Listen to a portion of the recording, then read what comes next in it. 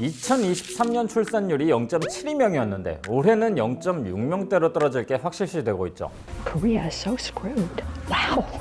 그런데 저출산은 원래 한국만의 문제였지만 이제는 전 세계 이슈가 되었습니다. 다들 처음 겪는 일이기에 많이들 걱정하고 있고요. 도대체 세계적인 저출산의 원인은 무엇일까요? 또 돈을 주면 해결된다고도 하는데 돈으로 해결하려 했던 싱가포르의 상황은 어떨까요? 이 사태를 해결할 방법이 있기는 할까요? 오늘은 이 모든 의문들을 해결해 드리겠습니다. 오늘의 수요시장 인구 감소의 시대입니다.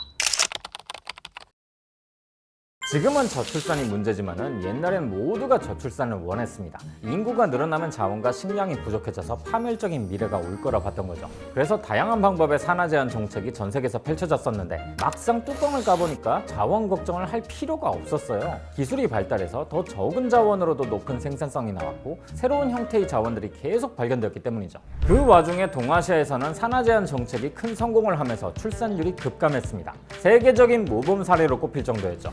정책이 효과적이었던 때는 여러 가지 이유가 있었지만 남 눈치 보는 게 한몫을 했습니다. 주변에서 아이를 한두 명씩만 낳으니까 서로 영향을 받아서 적게 낳게 된 겁니다. 이건 집단주의적 성향이 강할수록 더 큰 효과를 거두기 쉽고요. 그런데 이 현상은 재앙을 낳았습니다.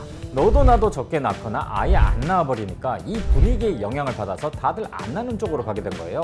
한 나라가 인구를 유지하는 데에는 출산율이 최소 2.1명은 돼야 하는데 우리는 그 반도 안 되니까 말 다 했죠. 그러나 출산율에 영향을 미치는 요인은 이것만이 아닙니다. 그 나라의 사회, 문화, 경제와 같이 다양한 요소들이 합쳐진 결과물이기 때문이죠. 일단 한 나라의 경제가 발전할수록 출산율이 낮아지는 경향이 있습니다. 게리 베커는 이게 자녀의 교육과 연관이 있다고 설명했어요. 경제가 성장할수록 더 뛰어난 인력이 필요한데 이건 자녀를 잘 교육시키면 그만큼 수익도 커진다는 말이었죠. 그러다 보니 아이가 적으면은 집중된 투자를 하기에 유리했고 다들 자녀의 성공을 위해서는 적게 낳는 게 낫다고 판단한 겁니다. 이건 한국처럼 경제 발전으로 부유해진 나라에 잘 들어맞죠. 하지만 우리보다 더 부유한 미국이나 프랑스, 독일, 영국 같은 국가들은 우리보다 출산율이 높습니다. 경제적 요소만으로는 설명이 안 된다는 의미예요. 다른 원인으로 많이 꼽는 게 바로 여성입니다. 경제 성장 과정에서 여성의 사회 진출과 교육 수준이 향상되었는데 이로 인해서 여성들이 출산과 자신의 커리어를 저울질해서 비교한다는 거죠. 비싼 돈을 들여서 교육을 받고 자신의 꿈을 찾았는데 출산 때문에 그것을 놓치고 싶지 않을 것이란 분석인 거예요.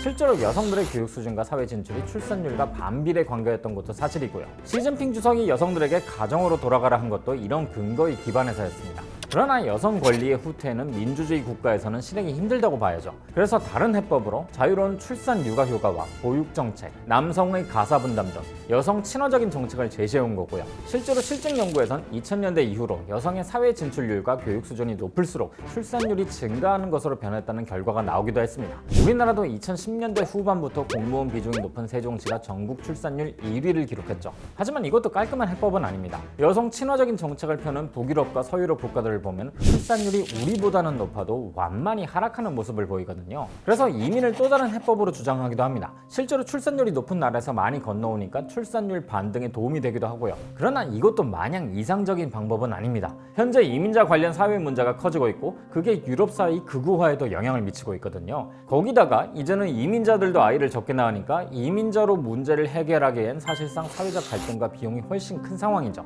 어떤 사람들은 돈을 주면 해결된다고 합니다. 아이를 낳는 가구의 경제적 문제가 해결되면 마음 놓고 아이를 낳을 거라 생각한다는 거죠. 그러나 현실은 다릅니다. 온갖 출산 보조금을 쥐어준 싱가포르도 출산율이 반등은커녕 계속 하락세로 이어졌거든요. 이 때문에 한두 가지 원인이 아니라 사회, 문화, 경제적 요인을 모두 고려한 분석도 나오고 있습니다. 동아시아의 출산율이 서구나 중남미에 비교해서 유독 낮은 이유를 찾는 거죠. 놀랍게도 동아시아계 이민자들의 출산율은 다른 이민자들 대비 훨씬 낮기도 했습니다. 출산율이 낮은 동아시아 국가들의 공통점은 교육열과 사회적 경쟁 압력이 매우 높다는 점입니다. 좋은 일자리를 위해서 막대한 교육을 받고 치열한 경쟁을 하다 보니 그로 인한 불안감과 기회비용이 결혼과 출산을 미루거나 포기하게 만든 거죠. 이건 우리나라도 마찬가지라서 청년층의 고용률은 46.6%로 OECD 평균보다 크게 낮았습니다. 대학 졸업 나이와 결혼 연령대를 감안해서 25에서 39세 고용률을 봐도 OECD 평균 대비 12.1%포인트 낮았고요. 게다가 임시직 비중이 높아서 청년층의 고용 안정성이 안 좋기도 합니다. 불안한 재정 상황과 경쟁 압력으로 결혼도 포기하고 출산은 꿈도 꾸지 않게 된 거죠. 실제로 경쟁 압력을 많이 느끼는 청년일수록 희망 자녀 수가 적기도 했고요. 여기에 높은 주거 비용도 하나의 원인으로 꼽히죠. 혼외 출산에 대한 부정적인 인식도 저출산에 큰 영향을 미칩니다. 실제로 서구 국가 출산율 중 혼외 출산 비중이 40에서 60%나 되는데요. 혼외 출산 비중을 제외시키면 동아시아와 서구 국가 간에는 출산율 차이가 거의 없습니다. 하지만 이 문제는 문화의 차이라서 해소가 쉽지 않기도 하죠. 최근엔 더 나아가 저출산의 남성 요인에 대해서 관심을 기울이기도 합니다. 베가르 시르베크에 따르면요, 선진국에서 자녀가 없는 남성이 자녀가 없는 여성에 비해 훨씬 많다고 했죠. 세계에서 가장 성평등적인 국가에서도 여성은 교육 수준이 높고 고소득자인 남성을 선호한다는 겁니다. 결국 배우자로 적합한 남성 찾기가 힘들어지고 이게 저출산으로 이어진다는 것이죠. 브루킹스 연구소의 연구원도 비슷한 연구 결과를 낸 적이 있습니다. 남성이 강세를 보이던 제조업은 쇠퇴하고 여성이 강세인 서비스업이 부상했는데, 가부장제도 쇠퇴하면서 선진국 청년 남성들의 경제적 지위가 흔들리고 자신의 위치에 대해서 혼란을 겪고 있다는 것이죠.